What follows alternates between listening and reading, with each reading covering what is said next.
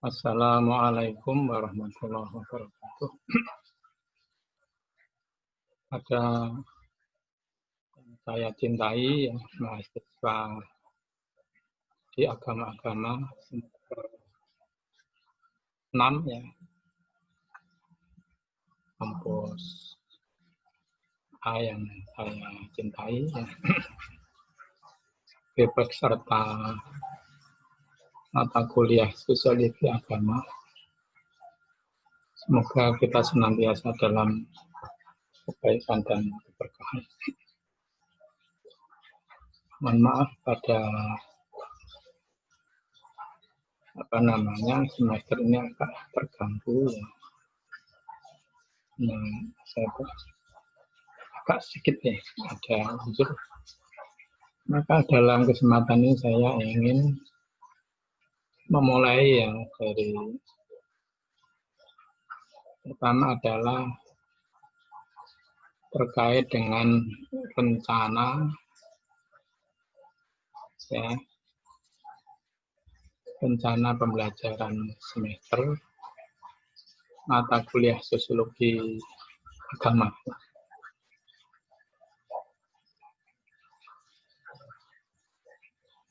Ya, sebagai gambaran ya, dari mata kuliah ini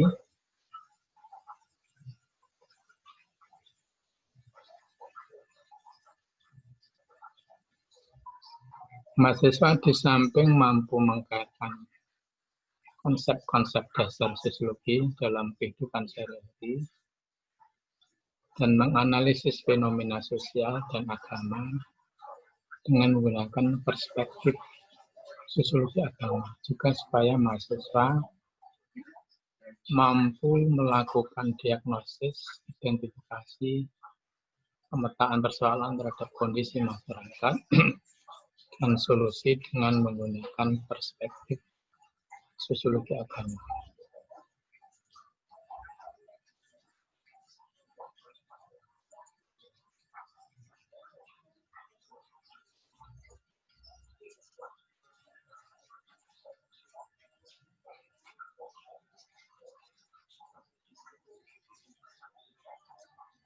Paling tidak ya, kalau ini saya sampaikan mata kuliahnya ada 3. Satu sosiologi umum, kedua sosiologi agama, yang ketiga sosiologi Islam. Itu kita gabung menjadi satu mata kuliah, yaitu sosiologi agama. Karena keterbatasan waktu ya, yang kita gabung menjadi satu, yaitu sosiologi umum, sosiologi agama, dan sosiologi Islam. Ada 4 yang ingin kita capai, yaitu pertama, mahasiswa mengetahui konsep-konsep dasar sosiologi umum, sosiologi agama, dan sosiologi Islam. Yang kedua, mahasiswa mengetahui sejarah dan perkembangan sosiologi umum, sosiologi agama, dan sosiologi Islam, serta pengaruh dan kontribusinya di Indonesia. Yang ketiga, mahasiswa mampu mengaitkan konsep-konsep dasar sosiologi dalam kehidupan sehari-hari dan menganalisis fenomena sosial dan agama dengan menggunakan perspektif sosiologi agama. Yang keempat, supaya mahasiswa mampu melakukan diagnosis, identifikasi, pemetaan persoalan terhadap kondisi masyarakat dengan menggunakan perspektif sosiologi agama. Ya. Seperti yang sudah saya singgung tadi, yaitu sosiologi agama mencakup konsep-konsep sosiologi umum, sosiologi agama, sosiologi Islam, dan pengaruhnya dan kontribusinya di Indonesia. Itu rujukan nanti buku saya sendiri tentang sosiologi agama dalam konteks Indonesia, sedangkan pendukungnya ada Gunjendro Priyono, Thomas Odia, Durkheim, kemudian Dadang Kahmat, Roland Robertson itu bisa menjadi beberapa bisa menjadi rujukan. Paling tidak ada 14 pertemuan dari mata kuliah ini, ada 16 ya. Yaitu yang pertama, mahasiswa mengetahui tentang latar belakang, tujuan, indikator, ya, sistem pengajaran, sistem penilaian, dan referensi. Ya, yang kita sampaikan ini. Kemudian yang kedua,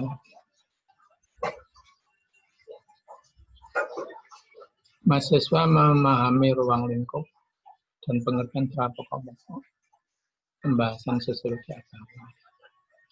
Seperti misalnya sosiologi umum, bicara tentang masyarakat. Sosiologi agama adalah masyarakat dan agama. Tentunya dalam konteks ini adalah ya Islam, Hindu, Buddha, dan sebagainya. Jadi kalau sosiologi Islam itu adalah masyarakat dan Islam. Ini yang perlu saya tekankan di sini adalah sosiologi agama itu adalah bagian dari sosiologi umum, sehingga menggunakan prinsip-prinsip kaidah-kaidah keilmuan dalam sosiologi umum. Kemudian pertemuan yang ketiga, mahasiswa memahami pengertian bidang kajian dan lainnya. Sosiologi sebagai ilmu serta kontribusi dalam sosiologi agama. Ya, sosiologi umum ya. Itu apa sih nanti kontribusinya dalam sosiologi agama. Kemudian dalam pertemuan yang keempat, mahasiswa memahami sejarah perkembangan sosiologi agama. Ya, baik di Eropa, Amerika, termasuk di Indonesia. Drama, diskusi, dan dahulu. Kemudian pertemuan yang kelima, mahasiswa memahami tokoh pendiri sosiologi agama. Durkheim dan Max Weber, baik biografinya maupun pokok-pokok pemikiran termasuk karya-karya tulis beliau. Kenapa keduanya disebut sebagai pendiri sosiologi agama? Kemudian pada pertemuan ke-6, mahasiswa memahami tokoh-tokoh sosiologi. Karena biasanya setiap ilmu tidak tunggal, yang karena itu melibatkan hasil diskusi dari berbagai ilmuwan. Antara lain Edward B. Taylor, Herbert Spencer, Frederick Smart, Muller, James J. Fraser, baik biografi, pokok-pokok pemikiran maupun karya-karya tulisnya. Kita mengetahui apa sih kontribusi mereka dalam sosiologi agama. Pertemuan yang ketujuh, mahasiswa mengenal sosiologi di dunia Islam. Tentang pemikiran Ibnu Khaldun, bisa singgung Ali Syariati, ya, sebab ini dalam konteks Syiah. Ilmu sosial profetik dan asogram metode serta konversinya dalam sosiologi agama. Ini tentang sosiologi di dunia Islam. Yang kedelapan adalah PS, ya. Evaluasi pemahaman yang sudah disampaikan. Kemudian pada pertemuan yang ke-9, mahasiswa memahami agama dalam tinjauan teori fungsional. Ya. Agama dipahami sebagai sumber pemersatu kalau dalam berfungsi. Ya. Mas, agama sebagai perekat, agama sebagai fungsi integrasi di dalam teori nasional. Kemudian pada pertemuan ke-10, mahasiswa memahami agama dalam tinjauan teori konflik. Ini agak berbeda dengan yang pertama. Kalau yang pertama memahami agama sebagai fungsi integrasi, justru sebagai sumber konflik. Agama dalam tinjauan teori konflik. Kemudian pada pertemuan yang ke-11, mahasiswa mampu membaca, menjelaskan, masuk melakukan presentasi isu-isu yang terjadi di misalnya tentang isu jaringan Islam liberal, sekularisme, pluralisme dalam bentuk diskusi kelompok. Apa sih gagasannya? Siapa sih tokoh-tokohnya? Bagaimana pengaruhnya? Saya kira penting bagi mahasiswa Usuluddin untuk. Kemudian pertemuan yang ke-12 adalah masih sama ya, tentang isu-isu yang berkembang. Tentang membedah tentang isu-isu terorisme, radikalisme agama dalam diskusi kelompok. Dan pertemuan yang ke-13, mahasiswa mampu membaca dan menjelaskan hubungan NU ya, dan pemerintah dalam tinjauan sosiologis. Ya, bagaimana kemudian yang ke-15 Muhammadiyah, ya, hubungan pemerintah dan Muhammadiyah dalam tinjauan sosiologis. Lalu yang ke-16 adalah WAS. Ya. Nanti bentuknya adalah bentuknya esai.